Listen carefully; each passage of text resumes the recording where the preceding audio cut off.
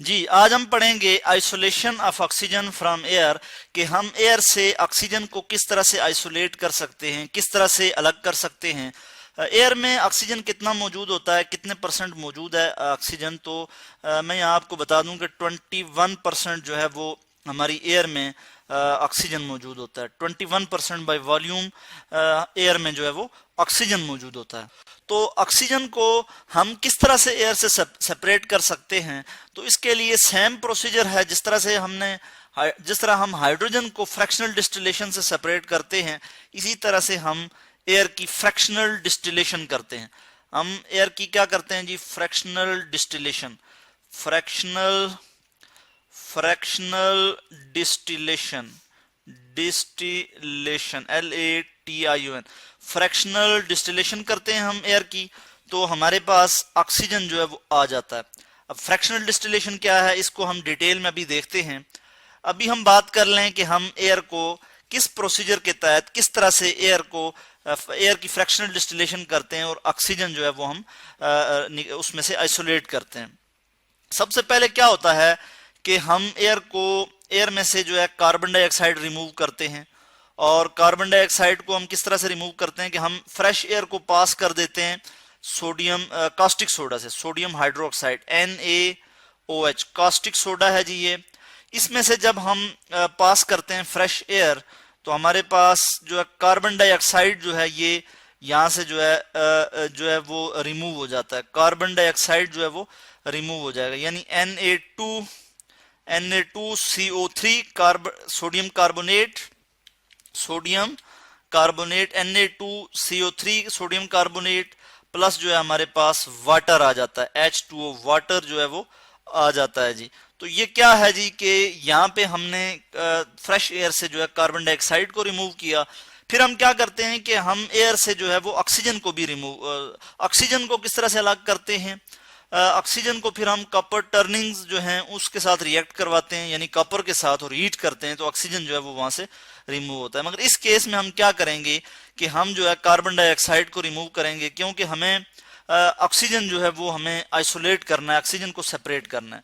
तो ऑक्सीजन को सेपरेट करने के लिए सेम प्रोसीजर हम अडॉप्ट करेंगे जो नाइट्रोजन के लिए हमने अडॉप्ट किया था।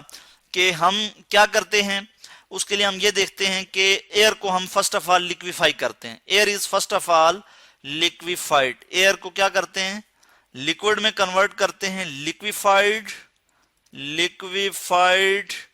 और उसके बाद हम क्या करते हैं कि उसको फिर हम वार्म करते हैं, एयर को वार्म करते हैं। वो जो लिक्विफाइड एयर है उसको वार्म करते हैं स्लोली हम उसको वार्म करते हैं।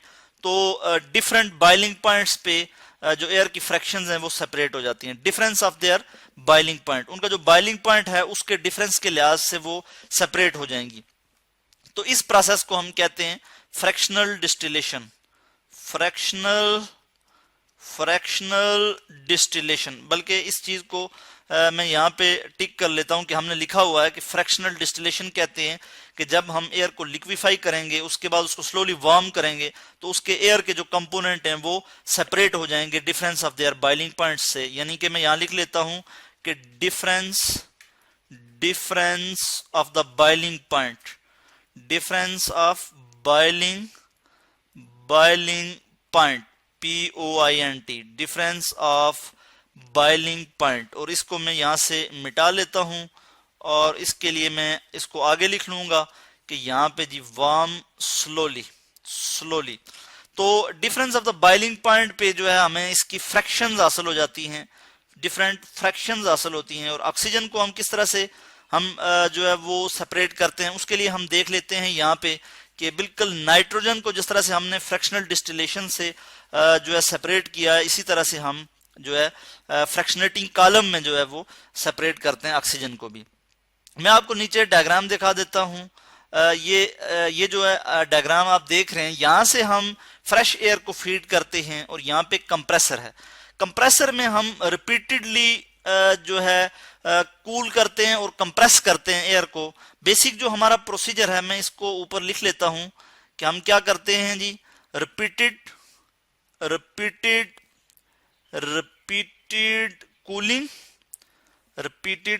कूलिंग एंड कंप्रेशन, कूलिंग, और उसके बाद हम क्या करते हैं, कंप्रेशन। रिपीटेड कूलिंग और कंप्रेशन से जो है हम जो है एयर को क्या करते हैं, लिक्विफाई करते हैं। कैसे लिक्विफाई करते हैं, रिपीटेड कूलिंग और कंप्रेशन से जो है एयर को लिक्विफाई करते हैं। अब हम नीचे देख लेते हैं इसको कि जब एयर को यहाँ पे फीड किया जाता है तो कंप्रेसर में जो है एयर कंप्रेस होती है, उसके बाद यहाँ पे जो है एयर जो है कूल होती है।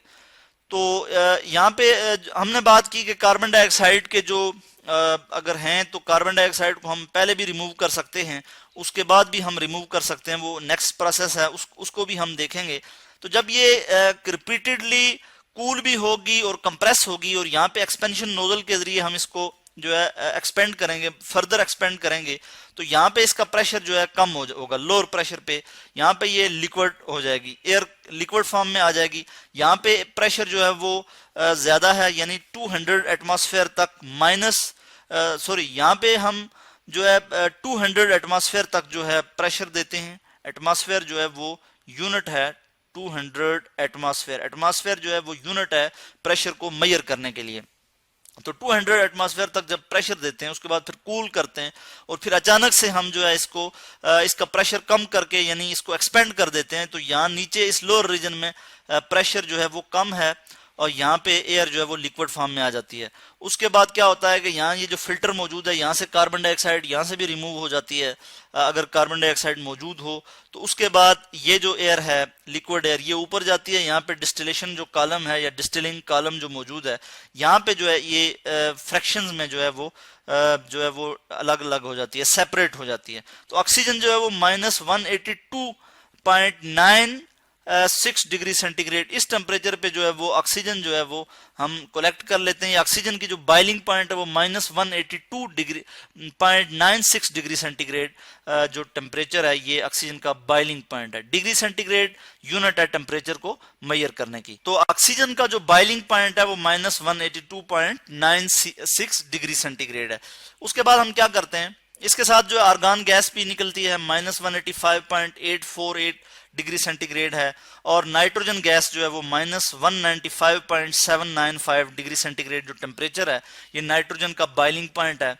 तो इन बॉइलिंग पॉइंट पे जो है एयर से जो है वो हम उसकी फ्रैक्शंस को जो है वो अलग कर देते हैं, सेपरेट कर देते हैं। यहाँ पे हम ऑक्सीजन को आइसोलेट करेंगे। ऑक्सीजन के लिए देख रहे हैं तो ऑक्सीजन को इस टेम्परेचर पे जब ऑक्सीजन बॉयल होगा, ऑक्सीजन गैस जो है वो आ जाएगी, तो उसको हम ड्राई करते हैं और फिर कंप्रेस करते हैं और स्टोर कर देते हैं किसी स्टील के सिलेंडर में, और उसको जो है हम 100 एटमॉस्फेयर पे जो है उसको हम स्टोर कर देते हैं किसी भी कंटेनर में, स्टील कंटेनर में। तो हम देखते हैं कि इस तरह से हमने आइसोलेशन की, किसकी जी, ऑक्सीजन की, यानी ऑक्सीजन को किस तरह से हमने एयर से आइसोलेट किया।